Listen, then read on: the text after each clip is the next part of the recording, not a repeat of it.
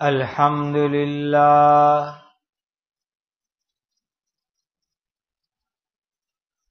الحمد لله الذي هدانا للإسلام أشهد أن لا إله إلا الله وحده لا شريك له وأشهد أن سيدنا وشفيعنا ومولانا محمدا عبده ورسوله صلوات الله تبارك وتعالى عليه وعلى آله وأصحابه وذرياته وأهل بيته وأهل طاعته وبارك وسلم تسليما كثيرا كثيرا أما بعد فأعوذ بالله من الشيطان الرجيم بسم الله الرحمن الرحيم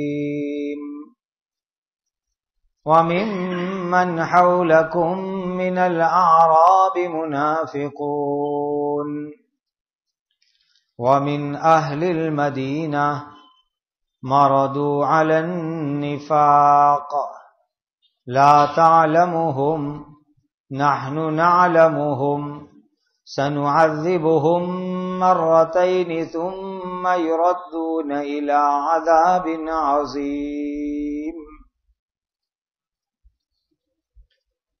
یہ سورہ توبہ کی 101 نمبر کی آیت کریمہ ہے. اللہ سبحانہ و تعالی کے پاک ارشاد کا خلاصہ ہے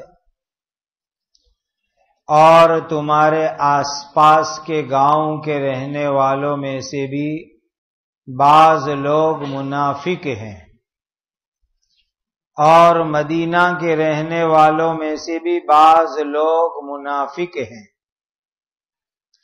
جو نفاق پر اڑ گئے ہیں، جو نفاق میں بڑے ماہر ہو گئے ہیں. تم تو ان کو جانتے نہیں ہو، ہم ان کو جانتے ہیں. ان قریب ہم ان کو 2 مرتبہ سزا دیں گے.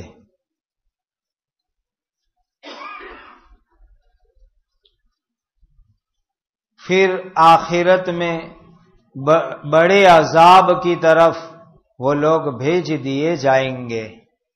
وآخرون اعترفوا بذنوبهم خلطوا عملا صالحا وآخر سيئا عسى الله أن يتوب عليهم إن الله غفور رحيم. اور دوسرے بعض لوگوں نے اپنے گناہوں کا اقرار کر لیا ہے کہ انہوں نے کچھ نیک کام اور دوسرے برے کام کو آپس میں ملا دیا ہے. امید ہے کہ اللہ تعالیٰ ان کی توبہ قبول کر لیں گے. یقیناً اللہ تعالیٰ بہت معاف کرنے والے، سب سے زیادہ رحم کرنے والے ہیں. خذ من اموالہم صدقۃ تطہرہم وَتُزَكِّيهِمْ بِهَا وَصَلِّ عَلَيْهِمْ إِنَّ صَلَاتَكَ سَكَنٌ لَهُمْ وَاللَّهُ سَمِيعٌ عَلِيمٌ. اے نبی، تم ان کے مالوں میں سے صدقہ وصول کرو جس کے ذریعے سے تم ان کو پاک اور صاف کر دو، اور صدقہ لیتے وقت تم ان کے لیے برکت کی دعا کر دو. یقیناً تمہاری دعا ان کے لیے سکون کا ذریعہ ہوگی، اور اللہ تعالی ہر بات اچھی طرح سنتے ہیں اور بڑے جاننے والے ہیں. الم یعلموا ان اللہ هو یقبل التوبۃ عن عبادہ ویأخذ الصدقات وان اللہ هو التواب الرحیم۔ کیا ان کو یہ بات معلوم نہیں کہ اللہ تعالی ہی اپنے بندوں کی توبہ قبول کرتے ہیں اور بندوں کے صدقات بھی قبول کرتے ہیں، اور یقین رکھو اللہ تعالی ہی بہت زیادہ توبہ قبول کرنے والے، سب سے زیادہ رحم کرنے والے ہیں۔ وَقُلِ اعْمَلُوا فَسَيَرَى اللَّهُ عَمَلَكُمْ وَرَسُولُهُ وَالْمُؤْمِنُونَ وَسَتُرَدُّونَ إِلَىٰ عَالِمِ الْغَيْبِ وَالشَّهَادَةِ فَيُنَبِّئُكُم بِمَا كُنتُمْ تَعْمَلُونَ۔ اور تم ان لوگوں کو کہہ دو کہ تم عمل کرتے رہو، سو ان قریب اللہ تعالیٰ اور اس کے رسول اور ایمان والے تمہارے طرز عمل کو دیکھیں گے، اور تم لوگ اچھی اور کھلی چیزوں کے جاننے والے اللہ کی طرف واپس لوٹائے جاؤ گے، پھر وہ اللہ تعالیٰ تم جو کام کرتے تھے اس کی حقیقت تم کو بتلا دیں گے۔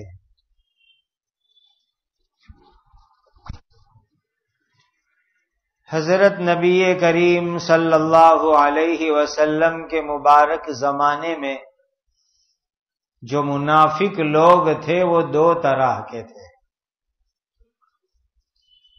کچھ منافق لوگ ایسے تھے کہ حضرت نبی کریم صلی اللہ علیہ وسلم ان کو جانتے پہچانتے تھے کہ یہ منافق ہے، یہ منافق ہے۔ لیکن کچھ منافق لوگ ایسے تھے کہ حضرت نبی کریم صلی اللہ علیہ وسلم ان کو پہچانتے نہیں تھے، یعنی اتنے پکے منافق، اتنے کٹر منافق، اتنے گہرے منافق کہ اللہ کے نبی بھی ان کو پہچانتے نہیں تھے۔ لیکن اللہ تعالی نے ان منافقوں کی حضور کو پہچان کروائی کہ یہ منافق ہے، فلاں منافق ہے۔ تو یہ دونوں طرح کے منافق تھے مدینہ منورہ میں اور مدینہ پاک کے اطراف کے گاؤں کے اندر۔ اللہ تعالیٰ نے ان منافقوں کے لیے دنیا میں ڈبل عذاب کی سزا کا اعلان فرمایا کہ قیامت اور جہنم کے آنے سے پہلے اللہ تعالیٰ ان کو ڈبل ڈبل عذاب دیں گے۔ پہلا عذاب کہ ہر وقت اپنے نفاق کو چھپانے کی فکر کرنا، چونکہ یہ منافق تھے، کافر تھے، لیکن لوگوں کو ظاہر نہیں کرتے تھے کہ ہم کافر اور منافق ہیں۔ لوگوں کو تو یہی کہتے کہ ہم مسلمان ہیں، ہم کلمہ پڑھنے والے ہیں۔ تو ہر وقت ان کی فکر، کوشش، ٹینشن یہی کہ ہمارا کافر ہونا، منافق ہونا کسی کو پتہ نہ چل جائے۔ دیکھو الحمدللہ آپ اور میں اللہ کے فضل سے اندر بھی اور باہر بھی مسلمان ہیں، تو ہمیں کوئی ٹینشن نہیں ہے، اس لیے کہ کوئی بات اچانک بھی ہو جاوے، کوئی بات پہلے سے ہو جاوے، ہر صورت میں ہماری زبان سے اسلام کی، ایمان کی، دین کی، کلمے کی بات نکلے گی۔ لیکن اگر کوئی آدمی بناوٹی آدمی ہے، یعنی وہ دل سے مسلمان نہیں ہے، صرف زبان سے وہ کلمہ پڑھنے والا ہے اور اندر سے وہ کافر ہے، تو اس کو بہت رول کرنے پڑیں گے، ڈھونگ کرنے پڑیں گے۔ ہر وقت ٹوپی پہنو، جبہ پہنو اور لوگوں کو شو کرو کہ میں مسلمان مسلمان مسلمان، کہیں اندر کی کفر کی بات ڈکلیئر نہیں ہو جاوے اور لوگوں کے سامنے بھانڈا نہ پھٹ جاوے۔ تو ہر وقت شو کرنے کا کہ میں مسلمان ہوں، میں منافق نہیں ہوں، یہ ایک مستقل ٹینشن اور عذاب تھا ان لوگوں کے واسطے. اسی لیے ہمیشہ یہ بات یاد رکھنی، جو سچائی ہوتی ہے، حقیقت ہوتی ہے، وہ حقیقت اور سچائی ہوتی ہے، اور جو بناوٹ ہوتی ہے تو اس بناوٹ کو سچائی ثابت کرنے کے لیے بہت جھوٹ کا سہارا لینا پڑتا ہے، بہت دھوکوں کا سہارا لینا پڑتا ہے. تو ایک عذاب تو ان کے اوپر یہ کہ ہر وقت فکر ٹینشن لگا رہے کہ ہمارا منافق اور کافر ہونا لوگوں کو پتہ نہ چل جاوے. ہم تو بناوٹی مسلمان ہے تو سب کو ہمیں کہتے رہنے کا، بتاتے رہنے کا، شو کرتے رہنے کا، ہم مسلمان ہم مسلمان ہم مسلمان. اور دوسرا عذاب کیا کہ وہ اندر سے تو کافر اور منافق تھے، مسلمان تو تھے نہیں، اسلام سے محبت نہیں تھی، مسلمانوں سے محبت نہیں تھی، لیکن پھر بھی مسلمانوں کا اکرام اور عزت ان کو کرنی پڑتی تھی. اس لیے کہ اگر صحابہ کا اکرام نہ کرے، حضرت نبی کریم صلی اللہ علیہ وسلم کی عزت نہ کرے، حضور کا اکرام نہ کرے، تو پھر لوگوں کے سامنے ڈکلیئر ہو جائے گا کہ یہ مسلمان معلوم نہیں ہو رہے، یہ تو کافر معلوم ہو رہے ہیں، یہ منافق معلوم ہو رہے ہیں. اسی لیے دل چاہتا نہیں ہے، پھر بھی مجبوری میں زبردستی صحابہ کا اکرام کرنا، نبی کریم صلی اللہ علیہ وسلم کا اکرام کرنا، یہ مستقل ایک تکلیف اور عذاب تھا. جیسے کوئی آدمی اللہ والوں سے دل سے محبت رکھتا تو ان اللہ والوں کی خدمت کرنا، ان کا اکرام کرنا، عزت کرنا اس کے لیے کوئی مشکل نہیں، اس کو اپنے لیے بہت بڑی خوش نصیبی سمجھے گا. لیکن جو آدمی دل سے محبت نہیں رکھتا لیکن کوئی مجبوری آ گئی اور اس کو مجبوری کے اندر کچھ اکرام کرنا پڑا، تو اندر میں تو یہ ہے کہ یہ کیا بلا میرے سر پہ پڑی، زبردستی اکرام کرو، عزت کرو، تو ایک مستقل آفت ہوتی ہے، مصیبت ہوتی ہے. بس یہی حال ان منافق لوگوں کا تھا. اور قبر کا عذاب قیامت سے پہلے وہ تو اپنی جگہ باقی، جہنم تو ہوگی قیامت کے بعد، لیکن قیامت سے پہلے قبر کے اندر جو عذاب ہوگا وہ عذاب اپنی جگہ کے اوپر. پھر قیامت کا میدان قائم ہونے کے بعد اللہ ان کو جہنم کے بڑے عذاب میں بھیج دیں گے. جب نبی کریم صلی اللہ علیہ وسلم نے غزوہ تبوک کے لیے اعلان فرمایا تو کچھ مسلمان بلکہ زیادہ مسلمان اور صحابہ فوراً تیار ہو گئے. دوسرے وہ لوگ تھے جن کو شروع میں تھوڑا دل میں شک ہوا جاوے نہ جاوے، پھر وہ تیار ہو گئے جانے کے لیے. تیسرے وہ لوگ تھے جو بیچارے معذور، لولے لنگڑے، محتاج، جو جا نہیں سکتے. چوتھے ایک خاص قسم کے مسلمان صحابہ، ماشاءاللہ تندرست ہے، مال والے ہیں، سواری ہے، جا بھی سکتے ہیں، لیکن سستی کے اندر وہ نہیں گئے، سستی میں اللہ کے راستے میں نہیں گئے. اور ایسا ہم کو بھی ہوتا ہے بہت سی مرتبہ، دل میں جذبہ ہے تہجد پڑھے، 5 بجے آنکھ بھی کھولی، ابھی 17 منٹ باقی ہے صبح صادق میں، لیکن سستی میں بستر پر پڑے رہتے ہیں. فجر کی اذان ہوئی، آنکھ کھل گئی، دل چاہتا ہے فجر پڑھ لوں، لیکن نعوذ باللہ سستی میں بستر کے اوپر پڑے رہے، فجر غائب ہو گئی. تو ایسا ہوتا ہے کہ اخلاص ہے، مضبوط ایمان ہے، سب کچھ ہے، لیکن سستی آ جاتی ہے، اور سستی کی وجہ سے آدمی کوئی نیک کام کرتا نہیں ہے. اس لیے پیارے آقا حضرت محمد الرسول اللہ صلی اللہ علیہ وسلم نے اللہ سے باقاعدہ دعا مانگی، اللہم انی اعوذ بک من الکسل، اے اللہ سستی سے میں آپ کی حفاظت چاہتا ہوں کہ مجھے حفاظت میں رکھنا سستی کرنے سے. اسی لیے یہ دعا مانگا کرو کہ اللہ دین کے کام میں سستی سے میری حفاظت فرما. آج بہت سے ساتھیوں کو دل میں اچھے کام کرنے کے جذبات ہوتے ہیں. قرآن پڑھوں، تسبیح پڑھوں، تلاوت کروں، تہجد پڑھوں، اشراق پڑھوں، چاش پڑھوں، جماعت کے ساتھ نماز پڑھوں، سب دل میں آتا ہے، لیکن وہ سستی سوار ہو جاتی ہے.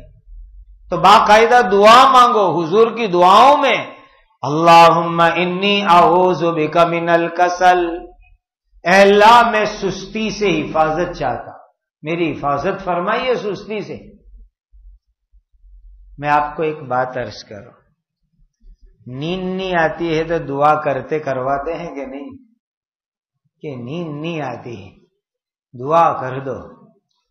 تیل لے کر آئیں گے، خسخس کا تیل پڑوائیں گے، علاج کروائیں گے ڈاکٹر صاحب سے، حکیم صاحب سے، یہاں پوچھنے آئیں گے نیند نہیں آتی، کچھ بتاؤ راستہ. تو الٹی دعا اور اس کے علاج کی ہمیں توفیق نہیں ہوتی کہ نیند ہی آتی رہتی اور سستی رہتی ہے. تو اس کو اڑانے کے لیے کبھی تدبیر ہم سوچتے ہیں کہ چلو کسی کو جا کر پوچھے کہ حکیم صاحب، ڈاکٹر صاحب، کسی اللہ والے کو، کسی بزرگ کو کہ ہر وقت سستی اور نیند ہی نیند رہتی ہے، کوئی دعا بتاؤ، کوئی تعویذ بتاؤ، کوئی علاج بتاؤ کہ عمل میں چستی آ جائے. ادھر کی دعا کرتے کرواتے تو ادھر کی بھی کروانی چاہیے. اور یہ اللہ کے نبی کی دعاؤں میں ہے. باقاعدہ حضور نے دعائیں مانگی، بلکہ شام ہونے کے وقت کی جو دعائیں ہیں، صبح کی دعائیں، اس میں باقاعدہ شامل ہے کہ حضور دعا کرتے تھے اللہ سے کہ اللہ سستی سے میری حفاظت فرما. اسی لیے یہ دعا مانگا کرو، یہ سنت ہے. سستی سے حفاظت کی دعا اللہ سے مانگنا. اب دیکھیے یہ صحابہ مخلص پکے ایمان والے، اللہ نے ان کو مال بھی دیا تھا، دولت بھی دی تھی، سواری بھی دی تھی، اور وہ تبوک میں جا بھی سکتے تھے لیکن سستی میں نہیں گئے. یہ کل 10 صحابہ کرام تھے. اب یہ 10 جو جا نہیں سکے ان کے عجیب عجیب حالات ہیں. 7 صحابہ ایسے تھے کہ جب نبی کریم صلی اللہ علیہ وسلم کئی دنوں کے بعد مدینہ واپس تشریف لائے، اس لیے کہ تبوک تو بہت دور ہے مدینہ منورہ سے، مدینہ سے تبوک، تبوک سے پھر مدینہ، کئی دن گزر گئے. جب حضور مدینہ واپس تشریف لائے تو یہ 7 صحابہ ایسے تھے کہ جن کو بہت شرم ہوئی، بہت شرم، اوہو ہم نہیں گئے، ہم اللہ کے راستے میں نہیں گئے، جانا چاہیے تھا، سستی آ گئی، نہیں جا سکے. تو اتنے شرمندہ ہوئے، اتنے پچھتائے کہ ان 7 لوگوں نے اپنے آپ کو مسجد نبوی کے کھمبے کے ساتھ باندھ دیا، خود کو باندھ دیا جا کر کے. دیکھو علاج صحابہ سے سیکھو کہ اللہ کے راستے میں نہیں جا سکے، سستی آ گئی تو اب اپنی اصلاح کر رہے ہیں، علاج کر رہے ہیں کہ مسجد نبوی میں آئے اور کھمبے کے ساتھ خود کو باندھ دیا. اور اس میں ایک صحابی حضرت ابو دجانہ رضی اللہ تعالی عنہ، وہ کہنے لگے میں نے اپنے آپ کو باندھ دیا، قسم اللہ کی جب تک میرے حضور اپنے مبارک ہاتھ سے مجھے نہیں چھوڑیں گے وہاں تک میں نہیں چھوٹوں گا، میں اپنے آپ کو باندھ کے رکھوں گا. مجھ سے بہت بڑی بھول ہو گئی کہ میں تبوک کے سفر میں حضور کے ساتھ نہیں گیا. اندازہ لگاؤ صحابہ کا ایمان اور حضور کی محبت کتنی پکی ہوگی کہ سفر میں نہیں جا سکے تو شرم کی وجہ سے انہوں نے اپنے آپ کو باندھ دیا 7 کے ساتھ نے، اور قسم کھا لی کہ جب تک حضور نہیں چھوڑیں گے وہاں تک ہم نہیں چھوٹیں گے. اور وہ کوئی 1 گھنٹے کا 2 گھنٹے کا مسئلہ تھوڑا ہی تھا کہ صبح باندھے دوپہر میں چھوٹ گئے، ایسا معاملہ تھوڑا ہی تھا. بس بندھے ہوئے، حضور کو خبر ہوئی کہ بھئی ان لوگوں نے اپنے آپ کو باندھ دیا ہے، اور ابو دجانہ نے تو ایسی قسم کھائی ہے کہ جب تک حضور نہیں چھوڑیں گے میں چھوٹوں گا نہیں. تو حضرت نبی کریم صلی اللہ علیہ وسلم نے بھی قسم کھائی کہ جب تک اللہ تعالیٰ ان کو معاف نہیں کریں گے میں نہیں چھوڑوں گا. حضور نے بھی قسم کھائی کہ اللہ مجھے کہلوائیں گے کہ ہم نے معاف کیا، اب ان کو چھوڑو تو میں چھوڑوں گا، وہاں تک میں بھی نہیں چھوڑوں گا. کیسی محبت دونوں طرف سے. بندھے ہوئے وہی مسجد میں اپنے آپ کو. اب چھوٹے بچے کو باندھے تو سمجھ میں بھی آوے، بڑے آدمی اور ذمہ دار قسم کے آدمی، مالدار صحابہ، حیثیت والے، پوزیشن والے صحابہ، اور مسجد نبی میں بندھے ہوئے سب ان کو دیکھ رہے ہیں، لیکن بس اللہ واسطے بن گئے. نماز کے لیے چھٹے تھے، نماز پڑھی پھر بن گئے. یہاں تک کہ کچھ کافی وقت گزر گیا اور یہ اپنے آپ کو سزا میں باندھے ہوئے. ایک دن رات کو اللہ تعالی کی طرف سے توبہ کا اعلان ہوا، معافی کا اعلان، کہ ہم نے ان لوگوں کو جن کو شرم آئی ہے، یہ 7 لوگ، ان کو ہم نے معاف کر دیا. اللہ کے یہاں سے باقاعدہ اعلان ہوا. تو نبی کریم صلی اللہ علیہ وسلم رات میں اللہ کے یہاں سے معافی کا اعلان آیا، لیکن حضرت ابو دجانہ نے تو طے کیا تھا نا کہ جب تک حضور نہیں کھولیں گے نہیں کھولوں گا.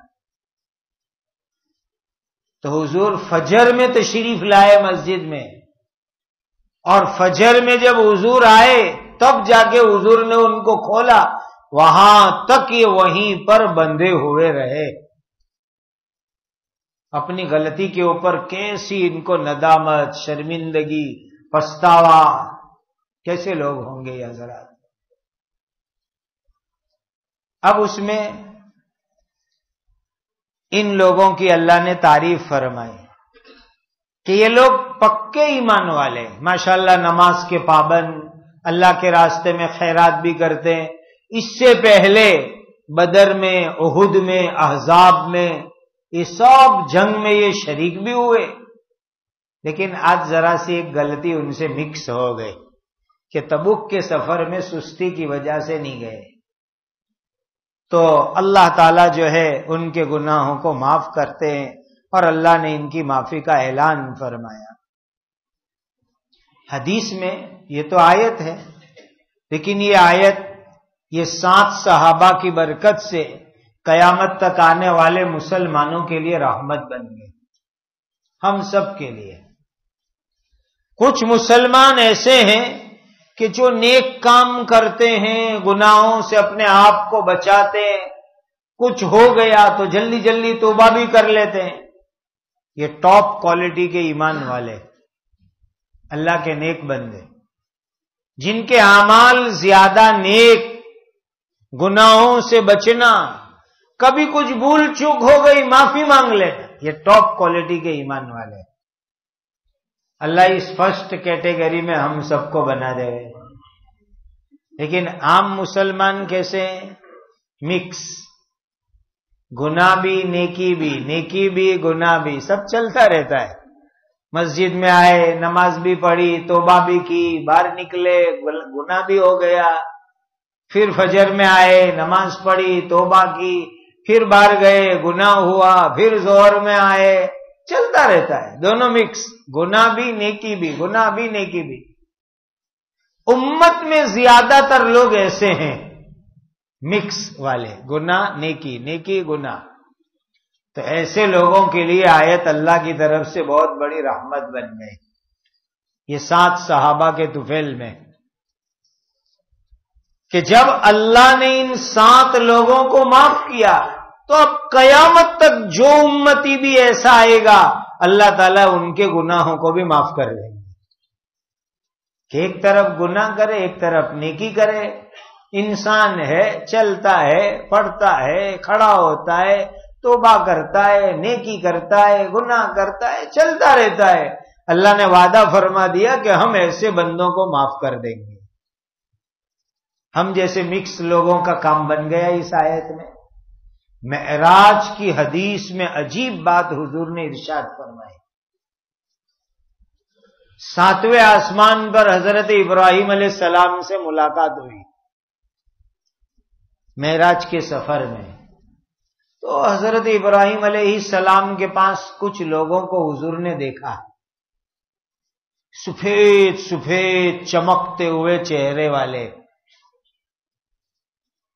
کچھ لوگ دوسرے بھی تھے وہاں جن کے چہرے سفید تو تھے لیکن اس پر داغ بھی تھے، کالے کالے دبے بھی. سفید چہرے لیکن دبے بھی، جیسے کسی کو کھیل نکل آئے ہو، کسی کو چیچک کے داغ بن گئے ہو. تو سفید چہرے والے لیکن تھوڑے تھوڑے کالے کالے دبے بھی. ایسے بھی بہت سارے لوگوں کو حضور نے دیکھا جو حضرت ابراہیم علیہ السلام کے پاس 7ویں آسمان پر تھے اور حضور پاک صلی اللہ علیہ وسلم نے ان کو دیکھا. تھوڑی دیر ہوئی یہ لوگ سب اٹھے وہاں سے، سفید میں کالے دبے والے لوگ سب اٹھے. وہاں آگے ایک نہر تھی، اس نہر پر گئے اور اندر وہ لوگوں نے ڈبکیاں ماری، گوتے لگائے اور نہائے اس نہر میں. اور نہر سے نکل کے جو آئے تو ان کے چہرے کے کالے دبے سب دھل کے ختم ہو گئے اور سب سفید سفید چمکدار بن کے آ گئے. حضرت نبی کریم صلی اللہ علیہ وسلم نے یہ نورانی منظر دیکھا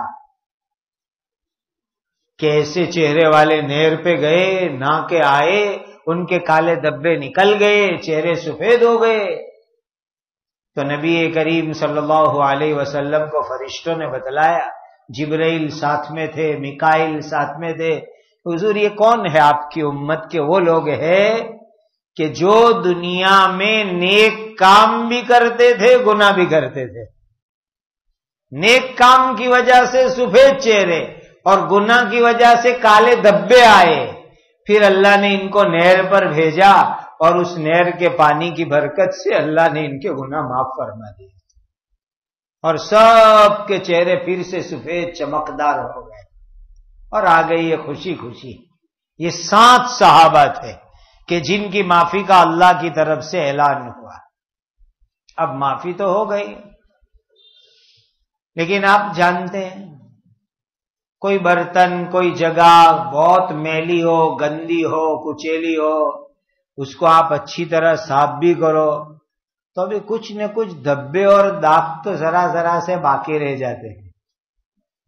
ایک جگہ ایک مکان بہت کھنڈر پڑا ہوا ہو تو پہلے تو اس کی صفائی کرو، تو صفائی کرنے سے سب صاف ستھرا تو ہو جائے گا، جھاڑو دیا، پانی سے دھو لیا، لیکن یہ اچھا اور ٹاپ کب بنے گا کہ ذرا کلر اور رنگ روگن بھی کروا دو تو بالکل اچھا ہو جائے گا.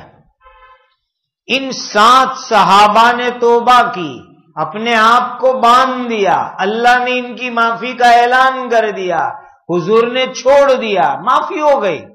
لیکن تھوڑا بہت جو اثر باقی رہ گیا تھا اس کے لیے یہ سب صحابہ آئے حضور کی خدمت میں 7 کے ساتھ اور آ کر کہنے لگے حضور یہ مال دولت کی محبت کی وجہ سے ہم آئے نہیں آپ کے ساتھ، کاروبار دولت اس کی وجہ سے ہم نہیں آئے. آدمی اللہ کے راستے میں کیوں نہیں جاتا؟ دکان کی فکر، بزنس کی فکر، نوکری کی فکر، انکم کی فکر، یہ فکر، دنیا دنیا دنیا. تو یہ مخلص صحابہ توبہ ہو گئی، اللہ نے معافی کا اعلان کر دیا، پھر بھی حضور کے پاس آئے اور آ کر کہنے لگے کہ یہ مال دولت کی وجہ سے ہم اللہ کے راستے میں نہیں گئے تھے، ہمارا پورا مال اللہ کے لیے لے لو. جس مال کی نحوست سے ہم اللہ کے راستے میں نہیں گئے وہ مال ہم کو نہیں رکھنا، سارا مال ہم جمع کرا دیتے ہیں. حضور نے فرمایا ایسے تھوڑا ہی لوں گا، اللہ کہیں گے تو لوں گا ورنہ نہیں لوں گا. اللہ کہے کہ لو مال تو لیں گے ورنہ نہیں لیں گے. تو باقاعدہ جبرائیل امین آئے اللہ کے یہاں سے اور جبرائیل نے آ کر کے حضور پاک صلی اللہ علیہ وسلم کو کہا کہ اللہ فرما رہے کہ اپنا مال دینے آئے ہیں تو ان کا مال لے لو، اللہ کے دین کے لیے لے لو۔ لیکن دیکھو صحابہ تھے، وہ پورا مال لائے تھے، ساری دولت لائے تھے۔ اللہ نے فرمایا کہ ان کو کہو کہ 1/3 حصہ 1/3 1/3 دے دو اور باقی 2/3 اپنے پاس رکھو۔ 100 روپے ہیں تو 33 لو، باقی 66 ان کو کہو اپنے پاس رکھو۔ یہ خدا کے یہاں سے فیصلہ آیا کہ ان کا سارا مال نہیں لینا، بس 1/3 1/3 1/3 لے لو، باقی 2 ان کو واپس دے دو، تاکہ ان کے دل کے اندر جو مبارک جذبہ ہے وہ جذبہ بھی پورا ہو جائے اور ان کی ضرورت بھی پوری ہو جائے۔ کیسے صحابہ کہ بھئی ہم دین کے راستے میں نہیں گئے مال کی وجہ سے، تو سارا مال دین کے لیے وقف کر دو، اللہ کے لیے دے دو۔ اور اللہ کو ان کا یہ جذبہ اتنا پسند آیا کہ آسمان سے باقاعدہ فرشتے کو بھیجا، کہا سب نہیں لینے کا، تھوڑا لو، تھوڑا ان کے پاس رکھو، تاکہ ان کی زندگی بھی عافیت سے چلتی رہے، اور یہ مال لے کر کے آپ ان کو برکت والا بنا دو اور ان کے لیے دعا کر دو۔ آپ کی دعا سے ان کے دلوں کو سکون اور اطمینان ہو جائے گا۔ اللہ اپنے بندوں کی توبہ قبول کرتے ہیں، بندوں کے صدقات کو قبول کرتے ہیں۔ اللہ تو بہت توبہ قبول کرنے والے، بڑے رحم کرنے والے ہیں۔ اور ان کو کہا گیا کہ آئندہ اب تم لوگ اچھی طریقے سے اعمال کرتے رہو، اللہ تمہارا طرز عمل دیکھیں گے، اللہ کے رسول دیکھیں گے، ایمان والے دیکھیں گے کہ آئندہ تم لوگ دین کے لیے قربانی کے ساتھ زندگی گزارتے ہو۔ یہ ہیں صحابہ کرام کا غلطی کے اوپر توبہ کا طریقہ۔ اللہ ہمیں بھی ایسے پاکیزہ جذبات عطا فرمائے، گناہوں سے حفاظت فرماوے، لیکن جب کبھی کوئی غلطی بھول ہو جاوے تو فوراً اللہ تعالی سے معافی مانگنی، اور جس کام کی وجہ سے دین میں رکاوٹ آئی اس کام کو ہمیشہ کے لیے چھوڑ دینے کا۔ جو کام بھی دین میں رکاوٹ کا ذریعہ بنے وہ کام کو قریب میں نہیں آنے دینے کا۔ باقی 3 صحابہ کی بات باقی رہی، 10 نہیں گئے تھے، 7 نے باندھا اپنے آپ کو، توبہ قبول ہو گئی۔ 3 کی بات ابھی باقی ہے جو آگے کی آیت میں اللہ تعالیٰ فرما رہے ہیں۔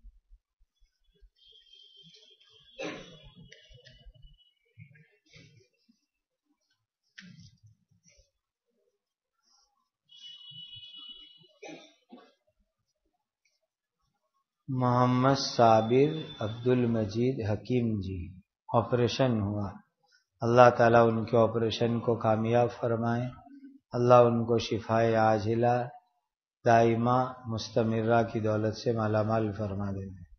درود شریف پڑھ لو۔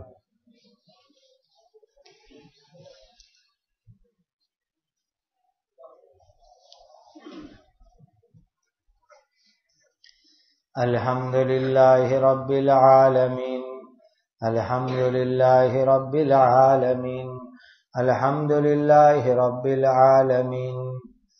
اللہم صل علی سیدنا محمد وعلی آل سیدنا محمد صلاۃ تنجینا بہا من جمیع الاحوال والآفات، صلاۃ تنجینا بہا من جمیع الاحوال والآفات وتقضی لنا بہا جمیع الحاجات وتطہرنا بہا من جمیع السیئات وترفعنا بها عندك أعلى الدرجات وتبلغنا بها أقصى الغايات من جميع الخيرات في الحياة وبعد الممات إنك على كل شيء قدير يا ذا الجلال والإكرام۔ اللهم اغفر أمة سيدنا محمد صلى الله عليه وسلم، اللهم ارحم أمة سيدنا محمد صلی اللہ علیہ وسلم. اللہم تجاوز عن امت سیدنا محمد صلی اللہ علیہ وسلم. اللہم اصلح شان امت سیدنا محمد صلی اللہ علیہ وسلم. اللہم انصر امت سیدنا محمد صلی اللہ علیہ وسلم. اللہم انا نسألک العافیہ ودوام العافیہ والشکر علی العافیہ. اللہم انا نسألک العافیہ ودوام العافیہ والشکر علی العافیہ. اللہم انا نسألک العافیہ ودوام العافیہ والشکر علی العافیہ. اللہم انا نعوذ بک من الفتن ما ظہر منہا وما بطن. اللہم انا نعوذ بک من الفتن ما ظہر منہا وما بطن. اللہم انا نعوذ بک من الفتن ما ظہر منہا وما بطن. اللہم انا نسألک رضاک والجنہ. اللہم انا نسألک رضاک والجنہ. اللہم انا نسألک رضاک والجنہ. ربنا آتنا فی الدنیا حسنہ وفی الآخرۃ حسنہ وقنا عذاب النار. اے اللہ ہمارے گناہوں کو معاف فرما. اے اللہ زندگی کا ہر کام حضرت نبی کریم صلی اللہ علیہ وسلم کی سنت کے مطابق کرنے کی توفیق عطا فرما. اے اللہ ہر حرام سے ہماری حفاظت فرما. جتنے بھی بیمار ہیں اللہ ان کو شفائے کاملہ عاجلہ دائمہ مستمرہ عطا فرما. اے اللہ جن پر جنات اور جادو اور نظر بد کے اثرات ہیں اے اللہ ان تمام کو بھی اپنے کرم سے شفائے دائمہ عطا فرما. اے اللہ ہر طرح کے دشمنوں سے، حاسدوں سے، مخالفوں سے، فتینوں سے، مکاروں سے، اپنوں اور غیروں کے شر سے اے اللہ ہم سب کی اپنے کرم سے حفاظت فرما. اے اللہ ہماری عمر میں برکت عطا فرما. اے اللہ عمروں میں برکت عطا فرما. عمروں میں برکت عطا فرما. حلال برکت والی روزی عطا فرما. اے اللہ زندگی میں بار بار مکہ مدینہ کی حاضری عطا فرما. جو بے گھر ہے ان کو گھر عطا فرماؤ. جو اجڑے ہوئے ہیں ان کو آباد فرماؤ. بے سہاروں کو سہارا عطا فرماؤ. محبوسین کو رہائی عطا فرماؤ. جو جس الجھن اور پریشانی میں ہیں اے اللہ اپنے کرم سے ان کی الجھنوں اور پریشانیوں کو دور فرماؤ. اے اللہ جو جس مصیبت میں گرفتار ہے اپنے کرم سے ان کی مصیبتوں کو دور فرماؤ. اے اللہ ملک میں امن و امان قائم فرما. عدل و انصاف قائم فرماؤ. اے اللہ اس ملک میں رہنے والے تمام مذہب کے لوگوں میں آپس میں اچھے تعلقات عطا فرما. آپسی لڑائی جھگڑے فتنے فساد دنگوں سے اے اللہ ملک کی اور رہنے والوں کی حفاظت فرما. اے اللہ ہمیں نبی کریم صلی اللہ علیہ وسلم کی سچی پکی محبت عطا فرما. ہماری اولادوں کو نیک اور صالح بنا دیجئے. آپ ہی اپنے کرم سے ان کی اسلامی تعلیم اور تربیت فرما. جن کے گھروں میں جوان بیٹیاں اور بیٹے ہیں ان کے لیے مناسب رشتے عطا فرما. اے اللہ جو بے اولاد ہے ان کو نیک اور صالح اولاد عطا فرما. اے اللہ مقروضوں کا قرض ادا کرنے کی خزانہ غیب سے شکلیں پیدا فرما. جن کے کاروبار ٹھپ ہے اے اللہ ان سب کو برکت والی روزی عطا فرما. اے اللہ الجھنوں کو دور فرما. اے اللہ فتنوں اور فتینوں سے حفاظت فرما. حضرت نبی کریم صلی اللہ علیہ وسلم نے جتنی خیر مانگی بتلائی ہمیں اور پوری امت کو عطا فرما. حضرت نبی کریم صلی اللہ علیہ وسلم نے جن شرور سے پناہ چاہی اے اللہ ہماری اور پوری امت کی حفاظت فرما. وصلی اللہ وسلم علی سیدنا مولانا محمد وعلی آلہ وصحبہ وعلی من تبعهم بإحسان إلى يوم الدين. سبحان ربك رب العزة عما يصفون وسلام على المرسلين والحمد لله رب العالمين.